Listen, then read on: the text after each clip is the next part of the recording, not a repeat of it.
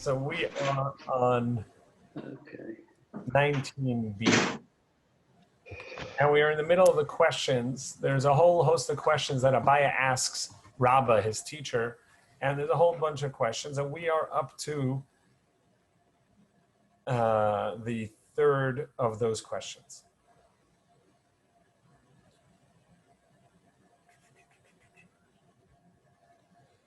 Bayimine Abaye mi Rabba.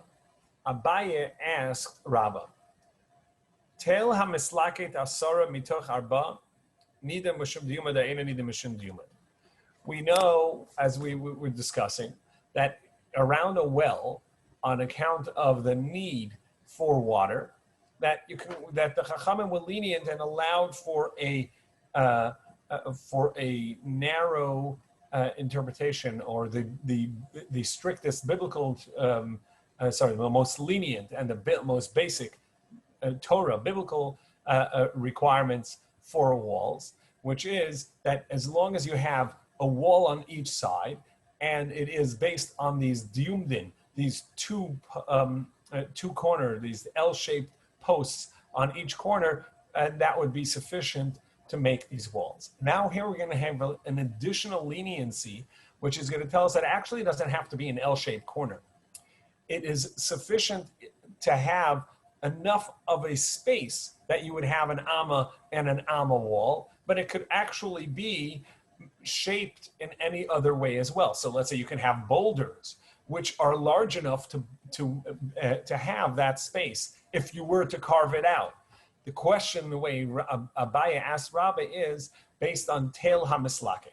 Tel ha-mislaket is a very interesting halacha, which says that since the basis of domains is where somebody can easily walk, properly walk, if you have an incline that's too steep, that's going to count as a wall. We understand if you have something directly straight up, that's going to be a 90-degree angle, is going to be a wall.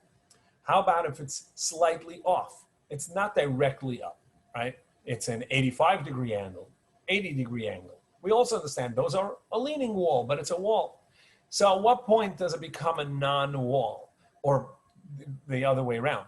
Flat ground, we understand, counts as ground, but if it starts bending upward, at what point does it become an actual wall? So this concept is called tel, a mound, ha-mislaket, that angles, asara, 10 tefachim high, bitoch arba, within 4 amos. That means within, let's say, 6 feet, it goes up, let's say 30 inches. So the approximate is somewhere between 23 to 25 degree angle are the opinions of what that would equal out to be. That would count as Tel ha-mislaket, too steep to properly walk it, and now it counts as a wall. So if I have this mound in each one of the corners around the well, this hillside, does that count as a wall, or because if I were to carve out there, I would get an L shape, an amma by amma, but it's taller and it's high. That's Rabba's question.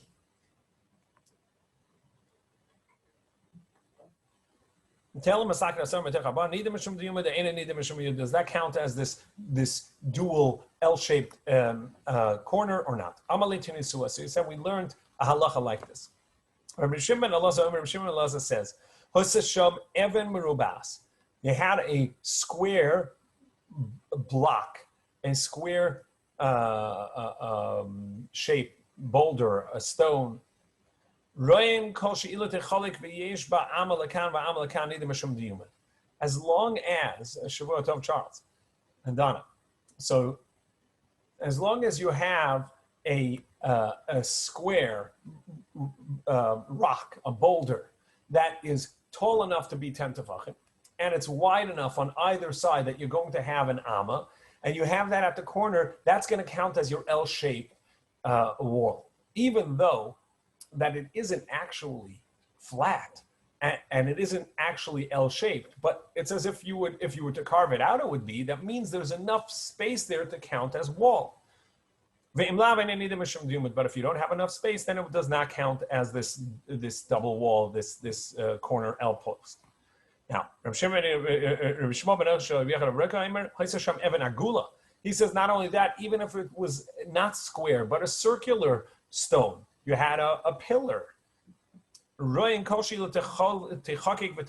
you would smooth it out into square and cut out the insides, would you get, is there enough space there to have an L-shaped amma by amma?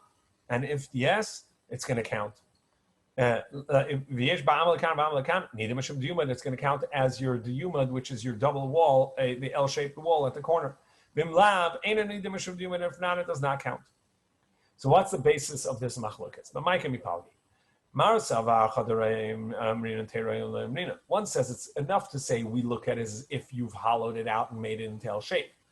Therefore, it has to at least be square, so you have on the outside the L shape, and you're just imagining you square out the inside. However, the other Amar Savar Rabbi Shmuel, he's of the opinion even if it's rounded, we can say we look on the outside as if we've smoothed it out and it's squared and flat, and the inside is if we carved it out. Now you have an L shape inside. In other words, as long as within that space you have within that pile you have the ability to make a wall that counts as a wall, so too with this mound of dirt or ground, that's also going to count as a proper wall. Another question Abai asked Rabbah.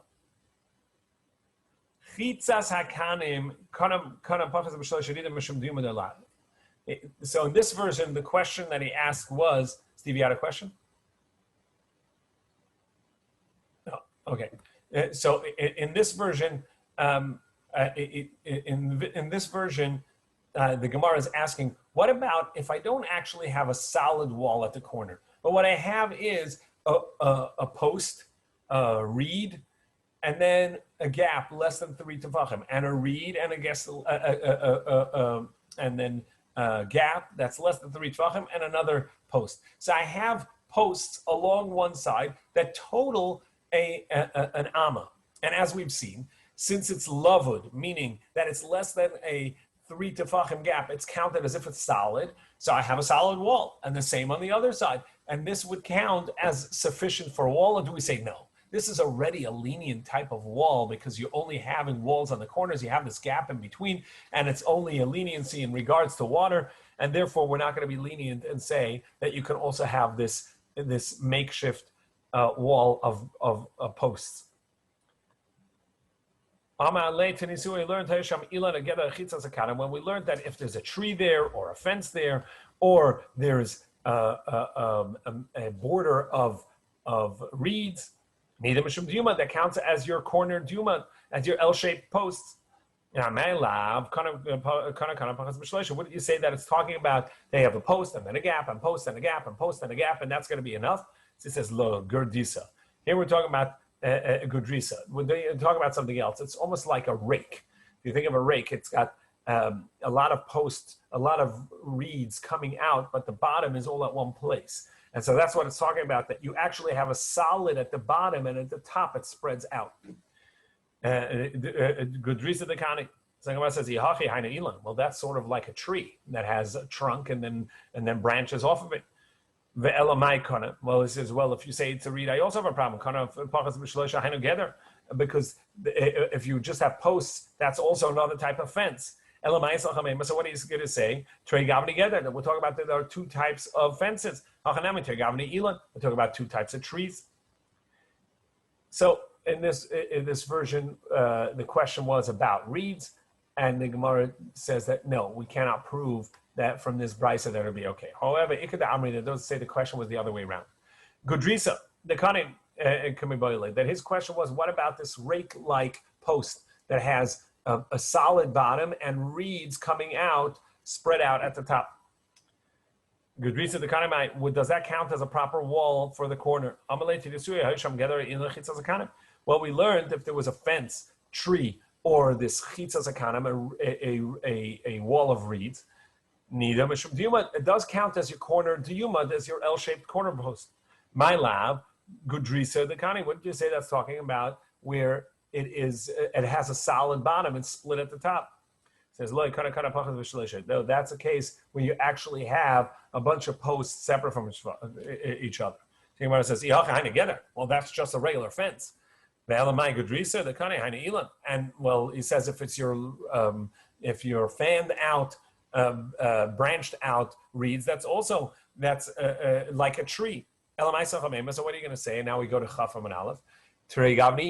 That there are two types of tree. So to over here, together. So also it says two types of fences. So no proof either way. In both versions, we're not going to have proof to whether or not the duyuman, the corner L-shaped posts for these surrounding a water, whether it's valid if it's not made out of a solid wall, but rather out of these reeds that have gaps.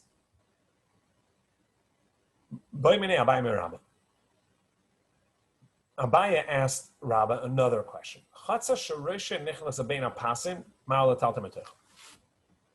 What happens if you have your Pasei Biros? You have this enclosure around the well made up of these four corners, L-shaped corner posts.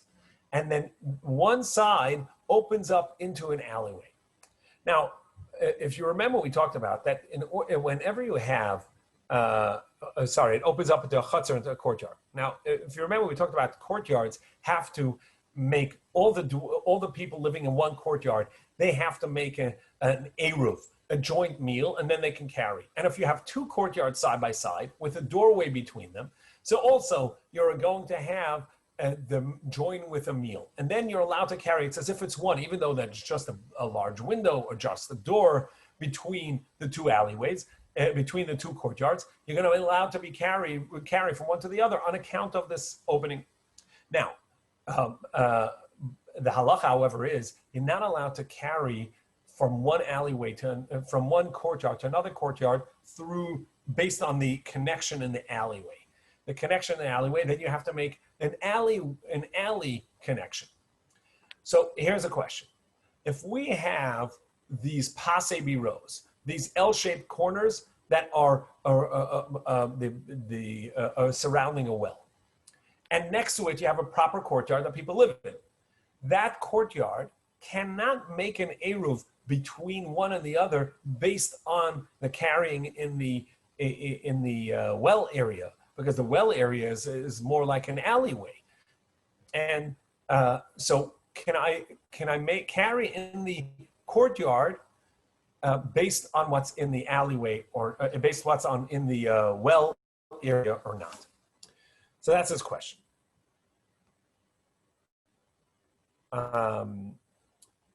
Geder, Chotzer, a courtyard, that the opening of the courtyard is between these posts around the well. Can I carry from the courtyard into the well area where between these posts? And with back, he says you're allowed to, because nobody lives in the well area, and therefore they don't have to make a joint meal because there is nobody there for a joint meal. So you can carry from one to the other. What about Shtayim? What happens if there are two courtyards that open to this well area? Amar le asar, so he says you're not allowed to carry. Amar Rav Huna, so Rav Huna says, Shtayim asurim va'afilu irvu. This that it's prohibited when there are two courtyards opening there. Even if they made a joint meal, it's not going to be allowed. Why? Afilu irvu. Because I may think, you know how they connected? They connected through the well area, and that's not valid because that's not a living space for either one of them. It would have to be that there's an opening from one courtyard to the other courtyard in order to open. And over here, people in the well area are going to think, oh, this opens to the well area, this one opens to the well area. They're counting the well area as their connector, and that's not a valid connector. So even though they have a valid connector somewhere else in their courtyard, it's going to be a mistake. However, Rava Amar irvu mutar. If they did make a joint meal, Rava says that does count and it's going to be okay. because he's not concerned that people are going to make a mistake and say, oh, they think that they're joining through the opening to the well area. Abai says to Rava, Tani the Messiah, I actually have a proof to you from a brisa. Because it says, if there's a courtyard, that one head, one opening of it, opens up into between these the L-shaped corners between the pasim of the well area. You're allowed to carry in there the pasim from the courtyard into the well area. And the same goes back. But if there are two courtyards that open, then it's prohibited. And the Brisa says explicitly, and that's only if they never made a joint meal. But if they made a joint meal, mutar, then you're allowed to carry because they are counted as one courtyard, because even though that they are separate courtyards, but since they have a door between them, they have an opening between them, and they made a joint meal, it counts as one. So that seems like a contradiction to Rav Huna, and let's say that it's a mistaken statement. Rav Huna says, no, I can defend myself. Hasam the Hadran v'Arvan, that there's actually an additional opening that makes it clear to everyone that the opening is from the courtyard to courtyard and not through the well area. And that's why it's going to be permissible. Do you have images in your Gemara to this courtyard open to the well area? Yes. Yes, we do. We have okay, great. Because it's hard to understand without that, but you have that? Great. So we're on 28.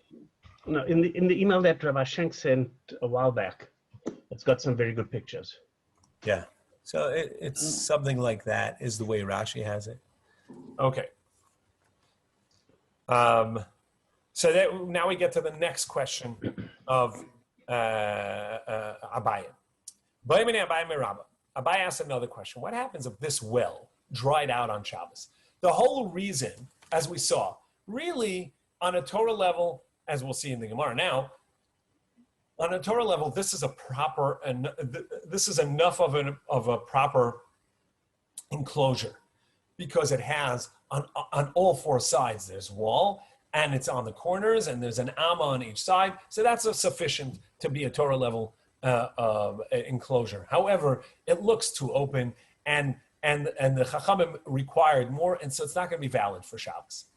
However, because water is such a great need, and we'll see later, it's even in specific cases. So the water is a great need. The Chachamim were lenient and said, you know what, we're going to allow you to use such a enclosure. But now the water dried out on Shabbos. So you can't say, oh, it's a great need. Does it become invalid at that point? Or do we say, no, it was valid at the beginning of Shabbos, it remains valid? That's Abaye's question to Rabbah. Yov Shumayim b'Shabbos Mao. If it dried out on Shabbos, what's the halacha? Amalei klum nasa b'chitzel b'shvilamayim. He says, well, the only reason that we allow you to use such minimalist walls are because of the water. Mayim enkan. You don't have the water. Mechitza enkan. We're not going to allow you to use such a mechitza, such a wall. Boyu Ravin. So Ravin asked, what happens if Yov Shumayim b'Shabbos ubo? Not only did it dry out, but then it rained and it came back. B'Shabbos Mao. Amalei. So he said, Amalei Abaye, Yavshu b'Shabbos lo teboyecha. So Abaye said, you know what, actually, when it dried on Shabbos, you don't need to ask this question, because I had already asked our teacher, Upashat Leidasa, he said it's prohibited because since it dried out, you can't rely on these walls. Bo, Nami lo teboyecha. And if it rained and it became a well on Shabbos, you also don't have to have a question, the Havale Mechitza Asui b'Shabbos. Because this becomes a newly made wall on Shabbos, and a newly made wall on Shabbos is prohibited. You can't make a wall on Shabbos. You're not allowed to build. You're not allowed to construct. And if you made a wall on Shabbos as an enclosure, that's not going to be valid. How do I know that? V'tanya, we learned. Any wall made on Shabbos, regardless if you did it unintentionally or intentionally, by force or by will, shma b'chitza. That counts as a valid wall. However, the Gemara is going to say it only counts as a valid wall in as much that we have to be strict, but not to be lenient. Meaning, if I make a boundary that's 10 tefachim high, and it's enough space, that's now a private domain. And I carry from a public domain into there, I now transgress the Shabbos on a Torah level. I have to bring a chatas. Why? Because that is a valid private domain. And even if I made it on Shabbos, that's going to be a valid private domain, because even though I made it on Shabbos, that's the requirements of a rishus a yachid. A private domain, by definition, is 10 tefachim high in the proper space. So even though I built these boundaries on Shabbos, it's going to count as a private domain. And if I carry from public domain into there, I've transgressed, and now I have to bring a sin offering. V'lavit marla, and did we not say, even though that's true, that it counts as a private domain if I built it on Shabbos? That's only in order to carry into there, meaning if I did, I'm going to transgress. So we're only going to say it in as much as we're going to be strict. But to be lenient and say, oh, you built a wall on Shabbos, that's going to count as a wall, and now you can carry in that enclosure. No, you're not allowed to gain from a transgression of Shabbos. So to that, he responds and says, no, not a good comparison. When the Rav Nachman say that we're going to be strict and not allow you to benefit from the transgression of Shabbos, and you're not allowed to carry even though it's within an enclosure because the enclosure was made on Shabbos. That's true when it was done intentionally, when you blatantly transgress Shabbos. But in our case, what's going on? We have these minimalist walls, the passe birois, these L-shaped corners around the well. That's permissible because you need the water, but the well's dry. And then on Shabbos it rains. Yes, it's true that the water in the well makes it that the boundary, that the minimalist walls now become a valid wall for Shabbos. But nobody did that. That wasn't a transgression of Shabbos that caused these walls to count as a mechitza. Therefore, there's no penalty of saying, oh, you can't rely on that because it was made on Shabbos. Who cares it was made on Shabbos? It happened alone. So that's what he says. Rav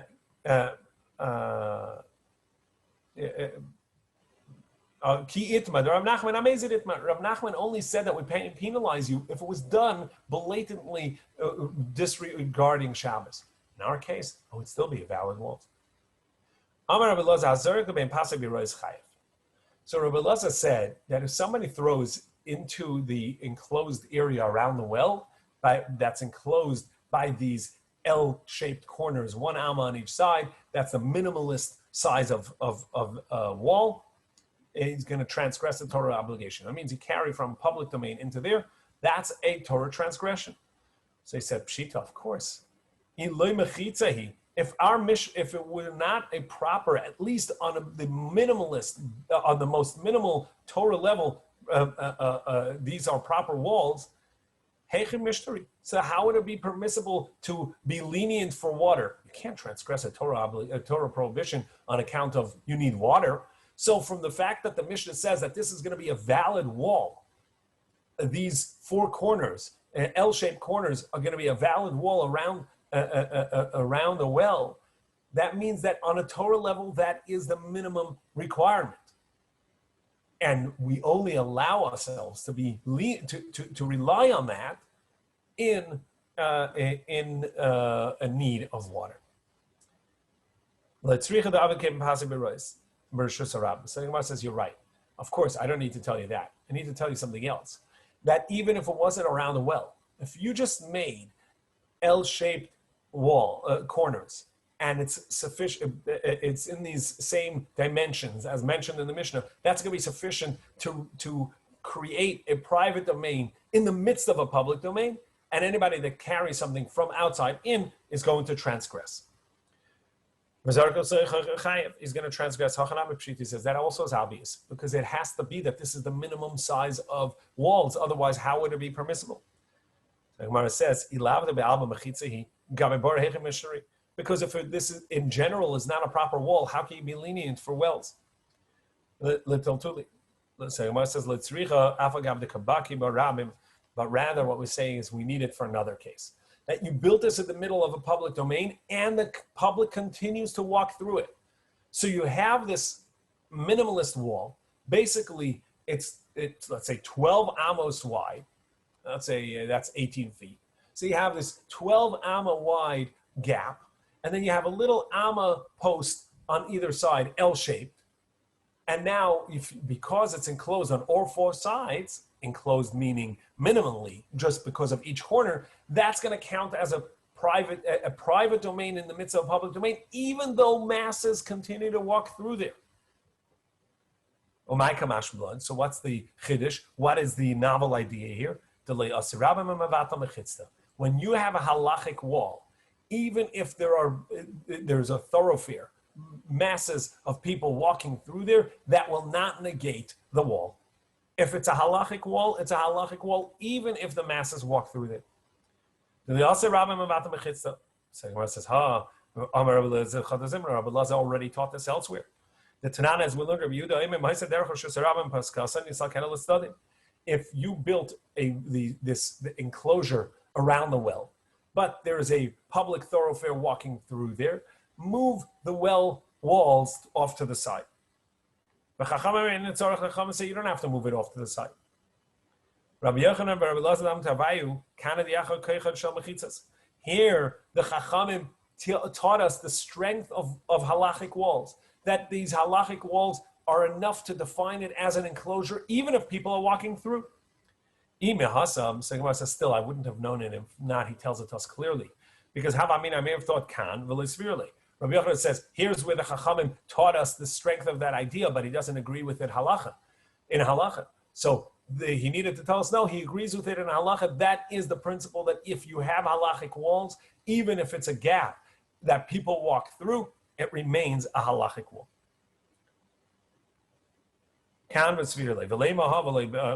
Well, why didn't he just say one and not the other? Actually, we learn one from the other. So the Mishnah had said that, so you make these L-shaped corners around the well, and that counts as a wall. Now, how close up can they be, these walls, these minimalist walls, be up to the well? So Gemara said you need at least 2 amma on each side, which is going to be enough for a cow to stick its head in and drink. Head and torso. So Tanan Hasam, we learned over there. Lo yamad adam reshus harabim v'yishuv reshus hayachid. A man should not stand in a public space and lean in and drink from a private domain. Because if he does so, he may bring the drink back with him, and by doing so, he's carried it from a private domain into the public domain. Or vice versa is the same. Reshus harabim, or he shouldn't stand in a private domain and drink out of a public domain. Unless he leans in that the head and most of the torso is in the area that he's drinking. This way, we know that he will remain where he is. He won't bring the water or the drink back with him. But what the idea is, that leaning in needs both head and most of the torso. And similarly, in regards to the grape drink, the early wine, it's still very young wine, in the wine press, where they used to have a wine press that would press, and then the wine would run down into a pit. That's called a gas. And in there, if you didn't yet take it out of there, it's not yet obligated in tithes and teruma and so on, and you're allowed to drink over there without having taken any of the tithes. And you want to drink, so it has to be in the gas. If you're leaning in sufficiently enough, that's going to count. But if not, you're not allowed to drink from there, because maybe you're going to take it out, and at that point, it becomes obligated in the drink, in the tithe. So the Gemara says like this: Gabe Adam, by a human, you need the head and most of the torso in the area that it's drinking from. Gabe para. What about by a cow, by an animal? But do we need the most of its head and most of the torso is in the area it's drinking from? Or not? And the Gemara is going to explain. If he's holding the bucket that the animal is drinking from, but not holding the animal's collar to keep it in place, You don't have to have a question. The boy Rosh Baruba. For sure, you need the majority of the animal's torso in the area that's enclosed. Why? Milagab. Because otherwise the animal may move its head around and pull back, and you're going to move the bucket along to have a drink from wherever it's moving, and you're going to carry it out into the public space. So rather, where's the question? You're holding both the bucket and the animal. So you're holding the collar and you're holding the animal, and now I don't have to be concerned really that it's going to you're going to carry the bucket out because you're keeping it in here. Nevertheless, perhaps you need even the torso. So what's the halacha? He said this too we learned because it said because it says that as long as the cow with its head and most of its torso is inside, and then it will drink. My love, the wouldn't you say that's true on account of that he's holding the bucket and holding the collar? So he says no. He's holding only the bucket but not the collar, and therefore the animal can step back. Well, is that even permissible? By the time we learned, a person should not fill water from a bucket into a trough in front of an animal. He has to pour it. Rather, he has to pour it into the trough. And then it will drink on its own.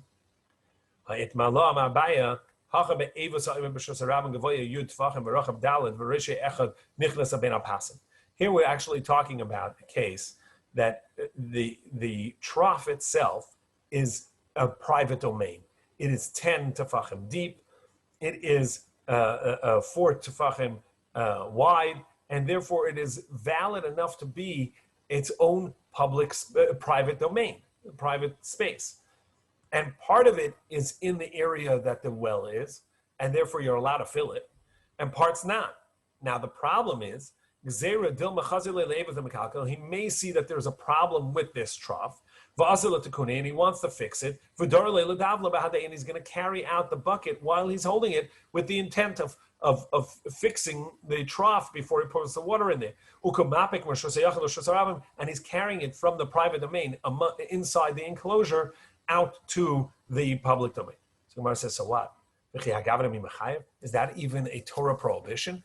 That we have to make a fence and say, oh, you can't let him give water to the cow because maybe he's going to carry the bucket out to the public domain. That's not going to be a problem anyhow because he never intended for it. And as we saw in Shabbos, and we'll bring it up now, anytime you pick up something without the intent of carrying it out, you intend to move it from one corner to another corner within the house, from one corner to another corner within the courtyard, the private domain.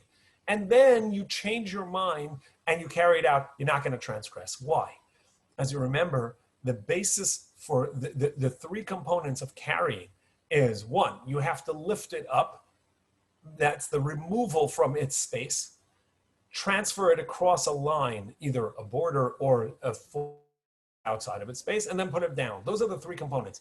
Akira, uplifting it. Ha'avara, bringing it across. Hanacha, putting it down.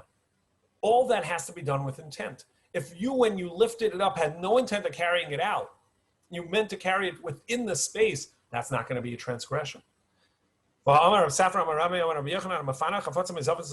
Somebody's moving something from one corner to another corner, and then he changed his mind, and he took it out, Potter, he's going to be exempt. Because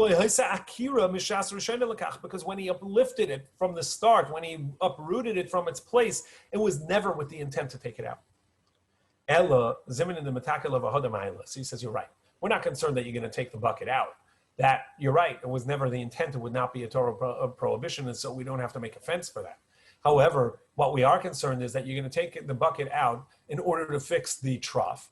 And once the trough is fixed, you're going to go back in with the bucket in your hand, and that is intentional. You're lifting up the bucket to carry it across back into the private domain and put it back down. You're carrying it. So that's the first version of this discussion. Now the Gemara is going to say almost the exact same conversation, but about another point. Ikeda Amri, that those that say this was a discussion. Gabe Adam, by a person when he's drinking, we say that he has to drink with his head and torso in the area that the drink is. That it's sufficient to just have his head and his torso in. By a cow, is that sufficient? Or is it not sufficient? You need the whole thing in there. So he says like this. When he's holding on both the bucket and the animal, then for sure it's sufficient to just have the animal and the head and the torso in the area where the water is, because we're not afraid you're going to step back. After all, the animal's going to step back. After all, you're holding both the animal and the bucket, and so you're going to keep the animal there while it drinks. That's sufficient to just have the head and the torso, and most of the torso in the area where the water is. So where is the question? The nakat mana v'le nakat la. He's holding on to the bucket, but he's not holding on to the animal. Is that sufficient to just have the head and torso in the area, or you need the whole animal? To that he says, we learned it's enough that the animal's head and torso should be inside. Wouldn't you say that's on account of, even though that he's holding only the bucket and not the animal, still it's sufficient? Maybe that's only if he's holding both the animal and the bucket. And it seems logical that way. Because if he's only holding the animal, but not he's only holding the bucket, but not the animal, is he even allowed to feed the animal that way? Give it to drink? For time we learned, you can't fill water and put it in front of the animal. Rather, he can put it into a trough and let it drink on its own. But he can't, because if he's going to have the animal drink out of the bucket that he has, you may follow the animal. You may end up carrying it outside. So Gemara says, no, over there the problem is something else. The trough is in a public domain. But it itself is a private domain. As we mentioned, it's 10 tefachim deep, 4 tefachim wide. And one end of it is within the private domain of the well area. The zimun of the chazalele evas the mikalkel, and we're concerned that maybe he's going to see the trough itself has a problem. V'asil tekune, he's going to come and fix it.